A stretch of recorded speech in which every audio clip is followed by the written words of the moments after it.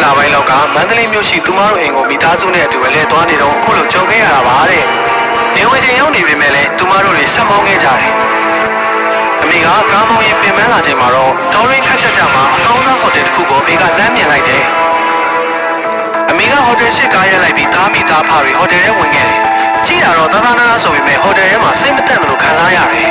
။တညတဲမှာမို့အခန်းပိုရှိအောင်မလားဆိုပြီးတဲ့ကျိုဝန်ထမ်းကိုမေးလိုက်တယ်။ထူးထူးဆန်းဆန်းရှိသေးတယ်လို့ပြောပါတယ်။ဒါပေမဲ့ဟိုတယ်ရေပန်းပိုက်လိုင်းပြတ်နေပြီးအားနာပေမဲ့ပြင်မရသေးပါဘူးတဲ့။ဒါပေမဲ့ဒုတိယထပ်မှာရှိတဲ့အများဆုံးရေချိုးခန်းကိုတုံးလို့ရပါတယ်တဲ့။သူမတို့မိသားစုလည်းဓာတ်လီကားနဲ့အခန်းရှိရာတက်ခဲ့ပြီးအထုပ်ပိုးတွေချကြတယ်။အိမ်ရမဝင်ခင်အများဆုံးရေချိုးခန်းမှာရေသွားချိုးအောင်မှာပဲလို့သူမကဆုံးဖြတ်လိုက်တယ်။အများဆုံးရေချိုးခန်းကိုရောက်တော့မှသူမသိလိုက်ရတာကခါတိုင်းတွေ့နေကြရေချိုးခန်းတွေနဲ့တခြားစီဖြစ်နေပါတယ်။အမျိုးသားနဲ့အမျိုးသမီးရေချိုးခန်းကြားတကားပေါင်းတစ်ခုရှိနေတာကနေစပြောရမှာပါပဲ။ဒုတိယတစ်ချက်ကရေချိုးခန်းလိုက်ကားတွေအစားမှန်တကားတွေကိုတုံးထားပါတယ်။အကုန်မြင်နေရတာပါ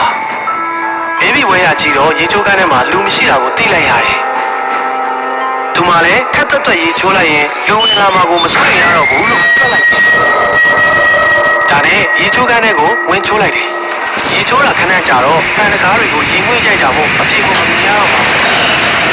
။အမျိုးသမီးနဲ့အမျိုးသားရေချိုးခန်းကြားတကားပွင့်သွားတာကိုတော့ချလိုက်ရတယ်။အမျိုးသားကဘာလို့ခိုးလာတာလဲတော့။သူမလည်းအပြေကိုဘာမှမမြင်ရတော့ဘူး။တောင်ကိုလက်နဲ့တုပ်ကြည့်ဖို့ဆုံးဖြတ်လိုက်တယ်။လက်နဲ့တုပ်ကြည့်တာကိုမြင်ရတာလေ။အသက်40လောက်ဝန်းကျင်ဆိုဖြစ်ပြီးဇမင်းလေးကပွာရောက်ညက်ပတ်နေတယ်။သူကမှန်တကားကနေသူမကိုမဲပြုံးပြုံးပြီးကြည့်နေပါတယ်။အောက်ဘက်ကိုငိုကြည့်လိုက်တော့ဘေးပေါ်ကြောင်တော့ဒါကင်လာတော့ကိုမြင်လိုက်ရတယ်။သူမလည်းငယ်တယ်မအောင်ပေါ်ပြီးမှန်တကားကိုအရှိန်နဲ့ဖွင့်လိုက်တော့လူကြီးကလဲကျသွားတယ်။တပတ်တစ်ချိန်အမြန်ချုံလိုက်ပြီးအပြေကိုတန်းနေအောင်ပြေးခဲ့တာပေါ့။သူမကခန်းကိုပြန်ရောက်တော့အဖေနဲ့မေကိုဖြစ်ကြောင်းပုံစံပြောပြခဲ့တယ်။အဖေကချက်ချင်းရဲကိုဖုန်းဆက်လိုက်တော့ရဲရောက်လာပြီးရေချိုးခန်းကိုရှာဖွေ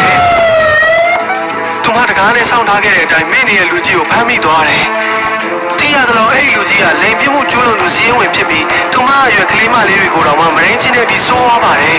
။အဲ့ဒီလူကြီးကိုဖမ်းသွားကြတယ်။နောက်ပိုင်းဘယ်လိုဖြစ်တယ်ပြီးလည်းမသိပါဘူး။ဒီနေ့ဒီချိန်ထိအဲ့ဒီအတွေ့အကြုံကသူမကိုချောင်းလန့်နေစေပါ။အဲ့ဒီလူကြီးနဲ့ထပ်တွေ့ရမှကြောက်တာနဲ့သူမဟာဒီဟိုတယ်ဘက်ခြေဦးမလဲတော့ပါဘူးတဲ့။